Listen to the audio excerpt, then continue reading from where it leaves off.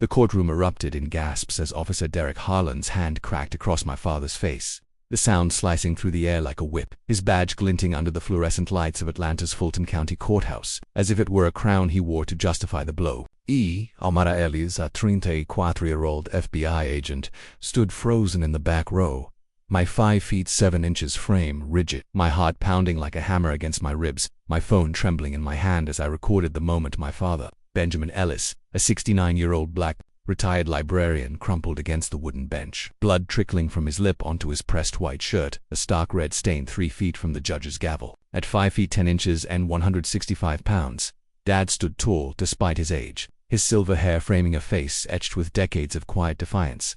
A man who'd shelved books and dreams in Atlanta's Auburn Avenue, 2 miles from where Dr. King once preached. Harlan, a 47-year-old white lieutenant, 6'2" and 215 pounds, loomed over him, his square jaw set, his eyes burning with a smug certainty that said he owned this room, this city, this moment. He'd muttered a slur, ugly, a word I'd heard whispered in back rooms but never so bold before striking Dad for daring to stand and speak, his voice steady as he contested a minor jaywalking fine. The judge, perched 8 feet above, averted her gaze, her silence a betrayal louder than the crowd's murmurs. A young man, maybe 27, a barista from a coffee shop 1 mile down Peachtree Street, fumbled his phone, live streaming 2000s, the hashtag Atlanta Reckoning, sparking like wildfire. My blood boiled, but I held still, my training as an agent kicking in, my mind already calculating the weight of what I'd just witnessed. Dad didn't waver. He pulled a faded handkerchief from his pocket, a relic from his days organizing literacy drives, and dabbed his lip, his eyes locking on Harlan's with a fire that didn't need words. "I'm still standing," he said, soft but unyielding, and I felt a surge of pride mixed with rage, knowing this wasn't just an attack on him, it was an attack on every black man who'd ever dared to exist in a space like this. Harlan smirked, wiping his hand on his uniform, as if Dad's blood were a stain he could dismiss, his confidence rooted in years of walking away from complaints, his record a fortress of buried reports and silenced voices. I slipped out, my steps quick but controlled, my phone's footage uploaded to a secure FBI server before I reached my car, a gray sedan parked 2 blocks away. My mind raced, piecing together Harlan's history: 10 complaints, 4 against black residents, all dismissed, 1 sealed case tied to Judge Miriam Tate, whose office sat 3 miles from here, near the Georgia state capitol. I drove to Dad's modest 1,400-square-foot home in Vine City, 5 miles from the courthouse where he sat on his porch, the evening air thick with Atlanta's summer hum. His face was calm, but his hands trembled slightly, betraying the weight of a lifetime of slights. 1960s sit-ins, whispered threats, doors slammed in his face. "Don't let anger win, Amara," he said, his voice low, his eyes on the horizon where the city's skyline glowed. "Make it count for something bigger." His words hit me like a vow, grounding my fury into purpose. I nodded, promising to turn this moment into a reckoning, not just for him but for every name erased by Harlan's arrogance. Back at my temporary FBI office, 4 miles from downtown, I dug into Harlan's file, my laptop screen casting a cold glow as I uncovered a 2020 incident where Tate quashed a brutality charge after a late-night call from Harlan. My thoughts churned anger at the system's complicity, or at Dad's resilience, determination to expose the truth. Harlan wasn't just a rogue cop, he was a symptom, a man whose cruelty thrived because men like him believed they were untouchable, their badge as a shield against consequence. His personnel file painted a portrait of entitlement, commendations for assertive policing, vague reports of necessary force, a smirk in his annual photo that matched the one he'd worn. Today, I imagined him in his precinct, 3 miles away, joking with colleagues, his laugh sharp and unrepentant, a man who saw black bodies as obstacles to his power. The livestream had hit 2 million views by midnight, hashtag Atlanta Reckoning trending on X, with TikTok edits layering Dad's steady gaze over protest anthems, each view a needle in Harlan's armor. I reached out to Nia Brooks, a 38-year-old community radio host, 5 feet 4 inches and 135 pounds, whose show Peachtree Pulse reached 300,000 listeners weekly from a studio 1 mile from Centennial Olympic Park. Nia, with her quick wit and fierce compassion, had mentored teens in Vine City, a voice, a beacon for Atlanta's black youth. "I saw the video," she said over the phone, her tone sharp with purpose. "I've got people who've crossed Harlan's path. Meet me tomorrow." We met at a community center 2 miles from Dad's house, its walls adorned with murals of civil rights icons, where Nia introduced me to her digital archive projected database of 150 local injustice stories, built by teens to preserve voices the system ignored. "Harlan's name comes up too often," she said, handing me 3 witness statements, her eyes blazing with a mix of hope and exhaustion. I felt a spark of connection, her resolve mirroring mine, her project a new weapon in this fight. The Teens had launched a voice wall outside the center, a 200-foot digital screen flashing stories and art, drawing 1,500 visitors weekly, each pixel a cry for justice.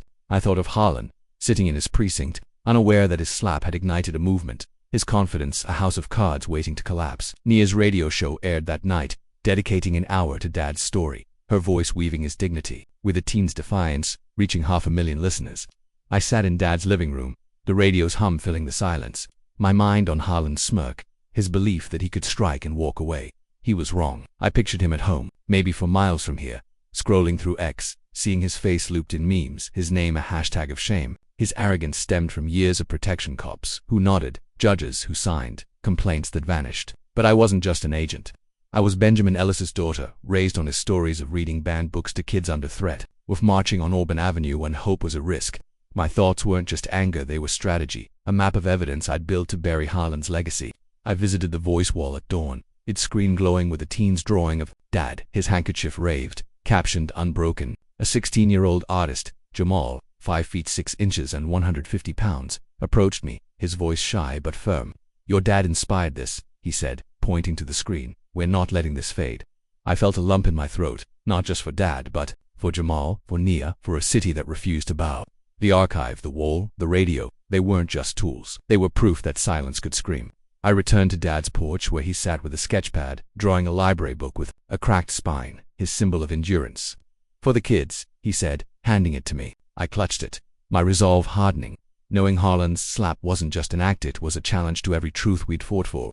The hashtag hit 5 million impressions by morning, and I knew this was no longer just our fight. It was Atlanta's, America's, a reckoning that would burn brighter than Harlan's badge ever could. I wasn't chasing revenge. I was chasing clarity, and I'd make sure the world saw it. The morning after my father's blood stained the Fulton County courthouse floor, I sat at my temporary FBI desk 4 miles from Atlanta's glowing skyline, my laptop screen casting a stark light across my hands as I sifted through Derek Harlan's personnel file, each line a testament to a system that had shielded him for too long. At 34, I'd seen my share of corruption in D.C., but this felt personal, a wound reopened by the image of Dad.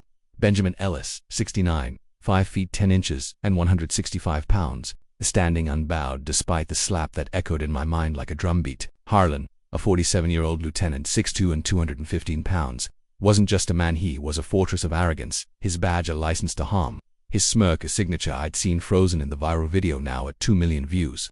My fingers moved, swiftly, pulling records, 10 complaints, 4 against black men, all dismissed. 1 sealed case from 2020 tied to Judge Miriam Tate, whose office sat 3 miles away near the Georgia state capitol. I thought of Harlan, likely in his precinct 2 miles from here, laughing with colleagues, his voice sharp with the confidence of a man who believed consequences were for others. His file painted a portrait of entitlement, commendations for decisive action, vague notes on restrained force, a pattern of violence cloaked in protocol. I imagined him polishing his badge, his eyes gleaming with the certainty that Atlanta's streets, from Vine City to Peachtree, were his to command.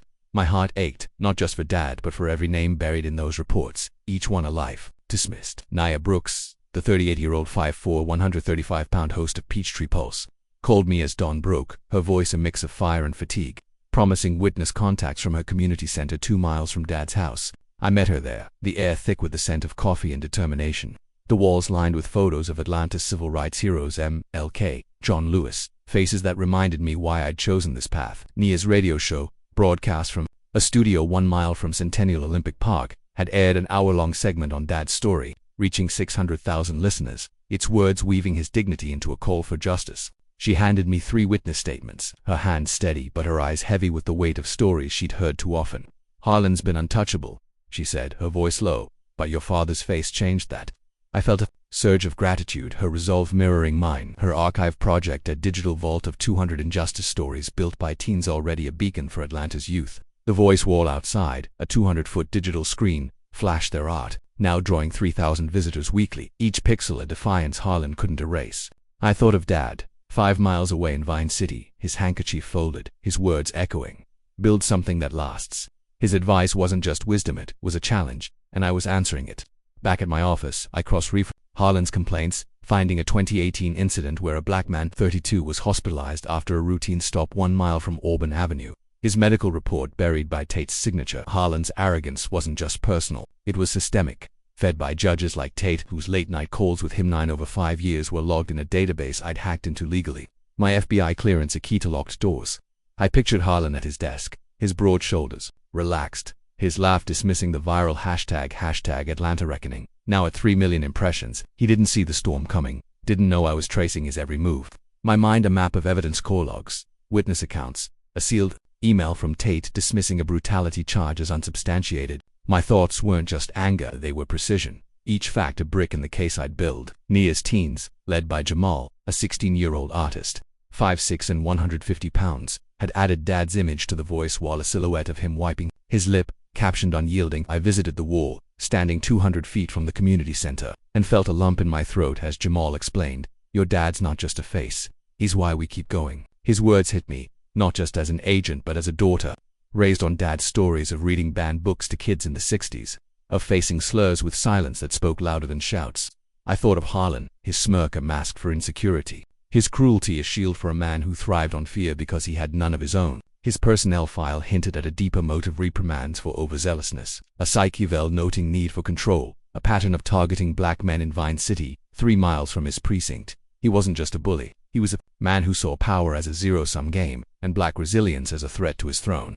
The radio show aired again, Nia's voice now reaching 800,000, weaving Dad's story with interviews from victims, their pain a chorus that drowned hot lies. I met Nia at a coffee shop 1 mile from the courthouse, where she introduced me to a new idea: crowdfunded legal fund, Justice for Benjamin, launched on a platform that had raised $200,000 in 48 hours to support victims' families across Atlanta's 132 square miles. "This isn't just about your dad," Nia said, her eyes fierce.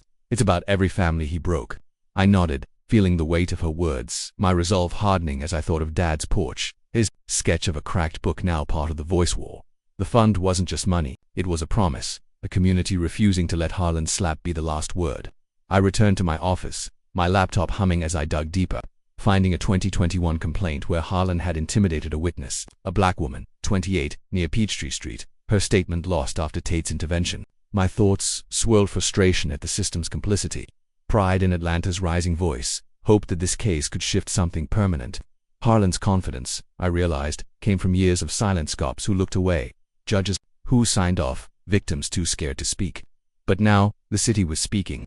The hashtag hit 5 million impressions, TikTok videos looping Dad's steady gaze with captions like he didn't break, and X threads dissecting Harlan's smirk, his eyes betraying a man who loved the power of pain. I pictured him scrolling through his phone, his broad hands tightening, his pulse quickening as his name became a symbol of shame. Nia's archive had grown, now 250 stories, each one a life Harlan had touched and discarded. I met one witness, Marcus, a 40-year-old barber, 5 feet 11 inches and 180 pounds, who'd faced Harlan's fist 3 years ago, his shop 4 miles from the precinct. "He laughed when he hit me," Marcus said, his voice steady but his eyes distant, said I'd never talk. I felt a chill, not just for Marcus but for the system that let Harlan laugh. My mind flashed to Dad, his handkerchief, his refusal to bow, and I knew this wasn't just about justice, it was about ending the laughter. The legal fund hit $300,000, and Nia's show announced a rally, set for tomorrow, 500 feet from the courthouse, where 800 people had already pledged to march. I thought of Harlan, alone in his precinct, his allies whispering but not defending, his badge no longer a shield but a target. My heart pounded, not with anger but with clarity, a vision of a city rising, of teens painting, of voices unburied. I visited Dad that night, his porch bathed in a 60-watt glow, 5 miles from the chaos. He sat with a book, its spine cracked like his sketch, his eyes calm but heavy. "You're not just fighting for me," he said, his voice a quiet thunder. "You're fighting for the kids who'll read these stories." I nodded, my throat tight, thinking of Jamal, Nia, Marcus, and the wall that glowed with their truth. Harlan thought he'd silenced Dad, but he'd awakened a city. I left the porch, my phone buzzing with a new donation alert for $100,000 for the fund, a number that felt like a pulse, a heartbeat Atlanta hadn't felt in years. Tomorrow's rally would be the next step, not a scream but a statement, a city, a saying, "We see you, Derek Harlan, and we're done." I wasn't just Amara Ellis, FBI agent, I was Benjamin Ellis's daughter, carrying his legacy, his scars, and his hope into a fight that was no longer silent. My heart raced as I stood in the federal building 5 miles from the Mississippi River's muddy banks, the weight of Derek Harlan's smirk burning in my memory, his slap against my father, Benjamin Ellis. A wound that fueled every keystroke, as I filed a federal civil rights charge under Title 18, my hands steady despite the fire in my chest. At 34, a 5'7" FBI agent hardened by DC's bureaucratic battles, I'd seen corruption, but Harlan's axe-striking dad, 69, 5 feet 10, 165 pounds, in Atlanta's Fulton County Courthouse felt like a personal gauntlet, a challenge to the dignity Dad had carried since marching on Auburn Avenue in the 60s. Harlan, 47, 6'2", 215 pounds, wasn't just a rogue cop. He was a monument to unchecked power, his badge a shield for cruelty, his eyes gleaming with the arrogance of a man who believed Atlanta's streets, from Vine City to Peachtree, bowed to him. I'd uncovered 9 calls between him and Judge Miriam Tate over 5 years, each one a thread in a web that buried complaints. Then in total, 4 against black men, all dismissed. One sealed case from 2020 that Tate's signature had locked away. I pictured Harlan now, 3 miles away in his precinct, his broad shoulders relaxed, his laugh sharp as he dismissed the #AtlantaReckoning hashtag, now at 7 million impressions, as a fleeting storm. His confidence stemmed from a system that had always bent for him, from colleagues who nodded, from Tate's late-night calls that erased evidence like dust swept under a rug. My mind churned anger at his impunity, pride in Dad's unyielding stand, resolved to make this case a blade that cut clean. I drove to a rally 500 feet from the courthouse, where 1,200 people gathered, their voices rising like a tide, led by Nia Brooks, the 38-year-old 5'4", 135-pound host of Peachtree Pulse, whose radio show now reached 1 million listeners. Nia, with her fierce compassion and tireless energy, stood on a makeshift stage, her microphone amplifying stories from Harlan's victims, her digital archive, now 300 stories strong, projected on the voice wall, a 200-foot digital screen, 1 mile away, its images of defiance, drawing 4,000 visitors weekly. I felt a swell of hope, her leadership a mirror to my own, her teens, like Jamal, 16'6", 150 pounds, painting Dad's silhouette with the caption, "Still here." Jamal approached me, his eyes bright with purpose, saying, "Your dad's face is our fight now." His words hit me, not just as an agent but as a daughter, raised on Dad's tales of reading banned books to kids under threat, of facing slurs with silence that spoke louder than fists. I thought of Harlan, likely watching the rally on X, his smirk faltering as memes looped his face, captioned "The slap heard round Atlanta." His arrogance, I realized, wasn't just personal, it was a performance, a need to dominate rooted in a 2019 psych evil, noting control issues and a pattern of targeting black men in Vine City. 3 miles from his precinct, he saw Dad's dignity as a challenge, a threat to the order he enforced with his 215-pound frame, his hand swinging like a gavel he thought no one could question. I met Nia at her studio, 1 mile from Centennial Olympic Park, where she unveiled a new crowdfunded legal fund, Justice for Benjamin, now at $500,000, supporting victims' families across Atlanta's 132 square miles. "This is bigger than Harlan," she said, her voice steady but her hands trembling with the weight of leading a movement. "It's about every name he erased." I nodded, feeling her exhaustion and resolve, my own mirrored in her fight. The fund wasn't just money, it was a lifeline, a promise that Atlanta wouldn't forget. I thought of Dad 5 miles away, his handkerchief folded, his words echoing, "Build something that lasts." I was building it, brick by brick, with evidence for witness statements, including Marcus, the 40-year-old barber, 5'11", 180 pounds, who'd faced Harlan's fist in 2021, his shop 4 miles from the precinct. "He laughed when he hit me," Marcus told me, his voice low, his eyes haunted, said I'd never win. I felt a chill, not just for his pain but for the system that let Harlan's laughter echo. My mind flashed to a new Leader 2022 email from Tate, uncovered in a DOJ server, dismissing a brutality charge as procedural error, sent 1 hour after a call with Harlan. I drove to a DOJ hearing 10 miles from downtown, my heart pounding as I faced Tate, a 60-year-old judge with a polished smile and a reputation for closing cases that threatened her allies. I presented the email, the call logs, and the video, now at 10 million views, my voice calm but cutting. "You buried Harlan's crimes," I said, my 5'7" frame steady, my eyes locked on hers. Tate stammered, her hands gripping her desk, her denial thin as paper. "I followed protocol," she said, but her voice cracked, betraying a woman who'd built her career on favors, not justice. I thought of Harlan, his smirk a mask for insecurity, his cruelty a shield for a man who feared losing control in a city where black voices were rising. His file revealed Mara 2017 incident where he'd intimidated a black teen, 17, near Peachtree Street, his report claiming resistance despite no body cam footage. I imagined him now, scrolling X, seeing his face in TikTok edits, his name a hashtag of shame, his colleagues whispering but not defending. The rally grew, 1,500 strong, chanting "No more silence" 300 feet from the courthouse, their signs painted with Dad's image, a symbol of resilience. Nia's teens led a march, their footsteps echoing Dad's marches from the 60s, their art on the voice wall now a global symbol, shared by activists from Chicago to LA. I felt a surge of pride, Not just for Dad, but for Atlanta, a city waking up. My thoughts weren't just strategy, they were legacy, a vision of a system forced to see itself. I visited Marcus's barbershop, its mirrors reflecting stories of survival, where he showed me a photo of his son, 12, painting on the voice wall. Harlan thought he could break us, he said, his voice steady now. Your dad showed him we don't break. I nodded, my throat tight, thinking of Dad's porch, his sketch of a cracked book, a symbol of endurance now etched in my mind. The legal fund hit $600,000, and Nia announced a truth summit on her show.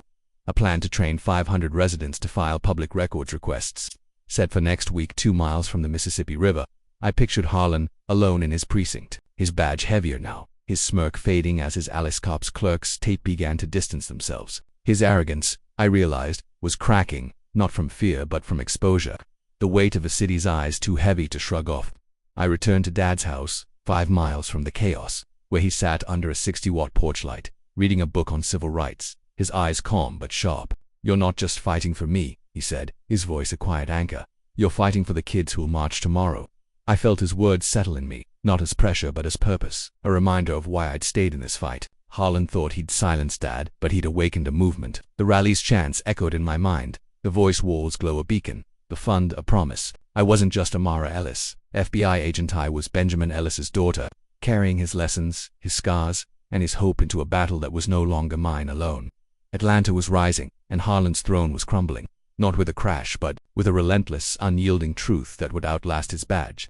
9 months after Derek Harlan's hand struck my father's face, I stood in the federal courtroom 7 miles from Atlanta's Beale Street, my heart a steady drumbeat of resolve as the trial unfolded, each piece of evidence a chisel carving, away at the arrogance of a man who thought his badge made him untouchable. At 34, a 5'7" FBI agent shaped by DC's relentless grind had built a case that now held 300 spectators captive, their eyes fixed on the screen where the video of Harlan's slap against my father, Benjamin Ellis, 69, 5'2", 165 pounds, played in stark clarity, his blood a red accusation 3 feet from the judge's bench. Harlan, Mpapulutuju, Namdua, 215 pounds, sat in the defendant's chair, his buzz cut sharp but his eyes hollow, the smirk that once defined him now a ghost under the weight of scrutiny. I'd uncovered his history: 10 complaints, 4 against black men, buried by Judge Miriam Tate's signatures, and now, with Tate's resignation 3 weeks ago after DOJ probes exposed her 9 calls with Harlan, his fortress of impunity was crumbling. I thought of him, not as the towering lieutenant he'd been, but as a man unraveling, his confidence eroded by the #Atlanta Reckoning hashtag, now at 12 million impressions, and the memes that looped his sneer across X and TikTok. His psyche, I realized, was built on control, a need to dominate black bodies, Epps, Marcus's, countless others, because their resilience threatened his fragile sense of power, a trait noted in a 2019 Psych Evil that called him prone to asserting dominance. I presented the evidence with precision: the courthouse video, a 2017 body cam clip of Harlan mocking a black teen near Peachtree Street, and 6 victim testimonies, each one a voice unburied from Atlanta's 132 square miles. Marcus, the 40-year-old barber, 5'11", 180 pounds, took the stand for miles from his shop, his voice steady as he recounted Harlan's 2021 punch, saying he laughed like it was a game. But I'm still here. His words hit me, echoing Dad's resilience, a thread connecting every life Harlan had tried to break. I thought of Dad, 5 miles away in Vine City, his handkerchief folded, his eyes carrying the weight of 1960s sit-ins on Auburn Avenue, 2 miles from where he'd taught kids to read despite threats. He took the stand, 8 feet from Harlan, his voice soft but unyielding. He hit me, but he couldn't break me. The room stilled, the jury leaning forward, their pens frozen, moved by a man who'd faced slurs and batons yet stood with dignity. I felt a surge of pride, not just for Dad, but for Atlanta, a city that had rallied 1,500 strong 300 feet from the courthouse, their signs bearing his image, a symbol of endurance. Nia Brooks, 38, 5'4", 135 pounds, had amplified his story. On Peachtree Pulse, her radio show now reaching 2 million listeners, her latest episode interviewing Dad, calling him Atlanta's anchor. Her community center, 2 miles from Dad's house, had become a hub.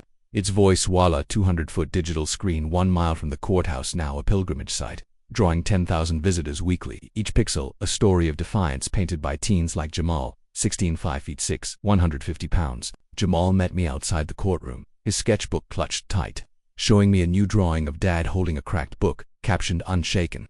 "Your dad's why we fight," he said, his voice trembling with purpose, and I felt a lump in my throat, his youth a mirror to the hope Dad had nurtured in me. Nia's Truth Summit, announced on her show, was set for next week 2 miles from the Mississippi River, training 500 residents to file public records requests, a new weapon in a fight for transparency.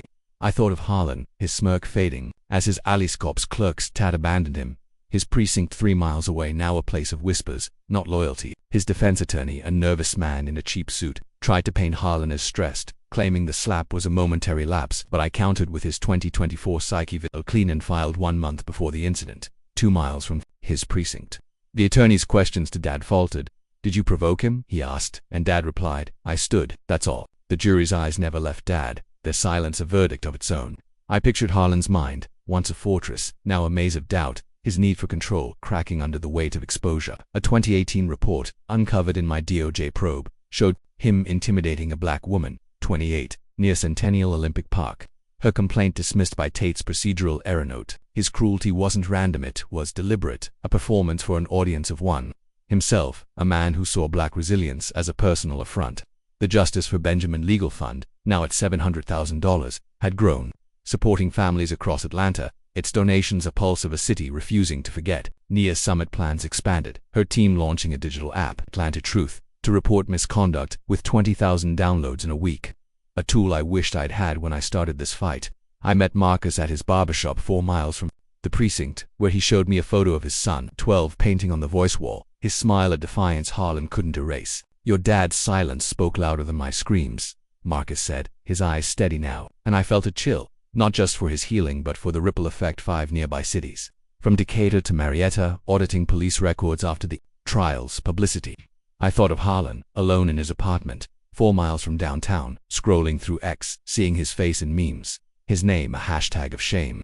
His colleagues' silence louder than their past laughter. His arrogance, once a shield, was now a weight. His psyche evil, hinting at a man who feared irrelevance more than justice.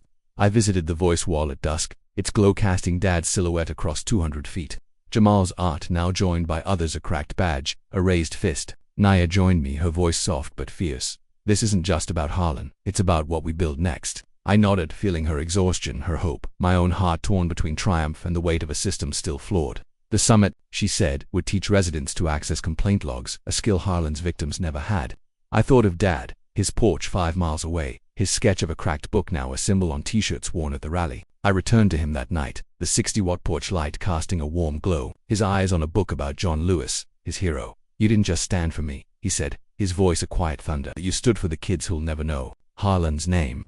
I felt his words settle in me, a promise heavier than any badge. Harlan's trial wasn't just a case, it was a mirror, forcing Atlanta to see its scars. The voice wall, the summit, the app, they were more than tools. They were proof that silence could be broken. I pictured Harlan, his smirk gone, his eyes darting as the jury deliberated, his world shrinking to the 150-square-foot courtroom where truth was finally louder than his lies. I wasn't just Amara Ellis, FBI agent, he was Benjamin Ellis's daughter, carrying his legacy, his scars, and his hope into a reckoning that would echo beyond these walls, a city healing one truth at a time. The gavel's echo lingered in my mind like a final chord as I stood outside the federal courtroom, 7 miles from Atlanta's vibrant Beale Street. The weight of Derek Harlan's 18-year sentence to a prison 60 miles away, settling like a quiet tide after a year-long storm. At 34, a 5'7" FBI agent tempered by DC's unyielding battles, I felt no rush of victory as the 150-square-foot courtroom exhaled. Harlan's 47-year-old 215-pound frame led away in cuffs, his once arrogant eyes now dim, the smirk that had defined him in the viral video of him slapping my father, Benjamin Ellis, reduced to a shadow. My father, 69, 5'10", 165 pounds, sat 10 feet away in the gallery, his handkerchief neatly folded, his silver hair catching the light, his face carrying the quiet strength of a man who'd marched on Auburn Avenue 2 miles away in the 60s, reading banned books to kids despite whispered threats. Harlan's conviction on 7 civil rights violations, evidence suppression, abuse of power wasn't just a verdict, it was a mirror held up to Atlanta, reflecting a system that had let men like him thrive. His need for control, noted in a 2019 psych eval as obsessive dominance, now a broken relic. I pictured him in his cell, his broad shoulders slumped, no longer laughing as he had when he struck Marcus, the 40-year-old barber, or mocked a teen in 2017 near Peachtree Street, 3 miles from his precinct. The hashtag Atlanta Reckoning hashtag, now at 20 million impressions, had turned his face into a symbol of shame.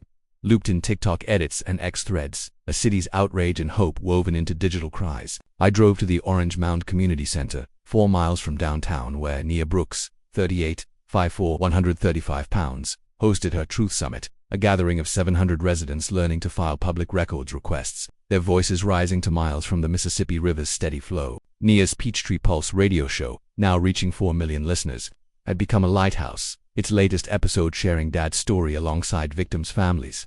Her voice a blend of fire and healing that echoed my own resolve. Her Atlanta Truth app, a tool for reporting misconduct, had hit 80,000 downloads, its alerts flooding my inbox with stories Harlan's badge had silenced.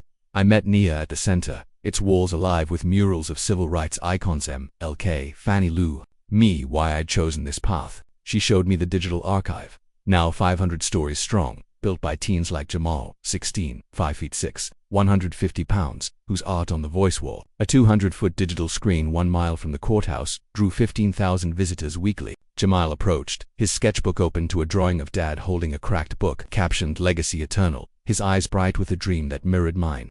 "Your dad's why I'm applying to law school," he said, and I felt a lump in my throat, his ambition a seed planted by Dad's silence, my fight a bridge to his future. I thought of Dad, 5 miles away in Vine City, his porch a haven where he'd sketched that cracked book, now a symbol on t-shirts worn at rallies. The Justice for Benjamin Legal Fund, at $900,000, supported families across Atlanta's 132 square miles, a testament to a city refusing to forget. I pictured Harlan, his cell a cold 60 miles away, his laughter silenced, his need to dominate. Black bodies, Dad's, Marcus's, countless others crushed by a truth he couldn't outrun. His unraveling wasn't just legal, it was existential. A man who'd seen power as a game now facing a silence he couldn't control. I attended a riverside vigil 1 mile from the Mississippi River, where 2,500 people gathered, their 600 candles casting a warm glow across the water, honoring victims of men like Harlan. Dad spoke, his voice a quiet thunder. "We don't just endure, we shape the future." The crowd exhaled, their silence a reverence that moved me, not just for him but for Atlanta, a city knitting its wounds with truth.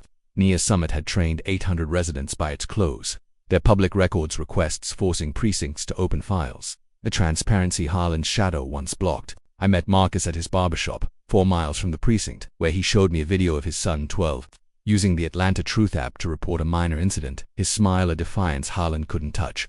"Your dad taught us how to stand," Marcus said, his voice no longer heavy but lifted, and I felt a chill of possibility, his healing a ripple of our fight. The voice wall, now a city landmark by council vote, shone with Dad's silhouette, a cracked badge, a raised fist, shared by activists from New York to Oakland. I thought of Judge Miriam Tate, her resignation a quiet confession, her office 3 miles from the courthouse now a ghost of her influence. One declined a DC promotion, choosing to stay in Atlanta, advising Nia's program, now mentoring 350 teens, their art and voices a shield against silence. I visited the vigil again, its candles now 700, their light dancing on the river, and I thought of Dad's words on his porch, 5 miles away. Under a 60-watt glow, "You stood for the kids who'll never know Harlan's name." His words were a legacy, a call to keep building. The Atlanta Truth app hit 100,000 downloads, its alerts a heartbeat of a city awake. And I felt a quiet joy, not of victory but of completion, a sense that we'd carved a path where none existed. I met Jamal at the community center, his latest drawing a child reading under a tree, captioned "Tomorrow's Hope" now on the voice wall, and he said, "Your dad's not a hero, he's proof we can win." My throat tightened, his words a mirror to my own journey. I thought of Harlan, his cell a distant echo, his laughter gone, his badge a relic crushed by a city's resolve. My mind turned inward, reflecting on what this fight had taught me. I'd learned that justice isn't a shout, it's a steady hand, a file of truths, a silence that speaks louder than rage. Dad taught me that dignity is a weapon, sharper than any fist, and that systems don't bend unless someone dares to push with patience and proof. I learned that community in his voice, Jamal's art, Marcus's healing's the foundation of change, not just one agent's fight. Most of all, I learned that legacy isn't applause. It's the quiet shift in a city's soul, the moment kids like Jamal dream bigger because someone stood. I looked at the vigil's glow, the river carrying its light, and asked myself what I'd do if I faced this again. Racial profiling, like Harlan's targeting of black men, misjudging authority based on appearance, as he did with Dad's quiet strength, lack of proper identification protocol, letting his badge excuse his cruelty. If you were in a similar situation, with elements like racial profiling, misjudging authority based on appearance, lack of proper identification protocol, how would you approach it to achieve the best possible outcome? I'd choose truth over anger, evidence over noise, community over chaos, building systems like Nia's app to hold power accountable, not just for one man but for every silenced voice. I returned to Dad's porch, 5 miles from the chaos, the 60-watt light casting a warm glow, and found him reading, his eyes sharp, his sketch of a cracked book now framed in the community center. "You didn't just win," he said, his voice a quiet anchor. "You showed them we build." I nodded, his words lifting me, a legacy heavier than any badge. The vigil's light, the app's pulse, the voice walls glow. They were Atlanta, reborn, a promise that silence was no longer permission but a vow to never let men like Harlan rise again.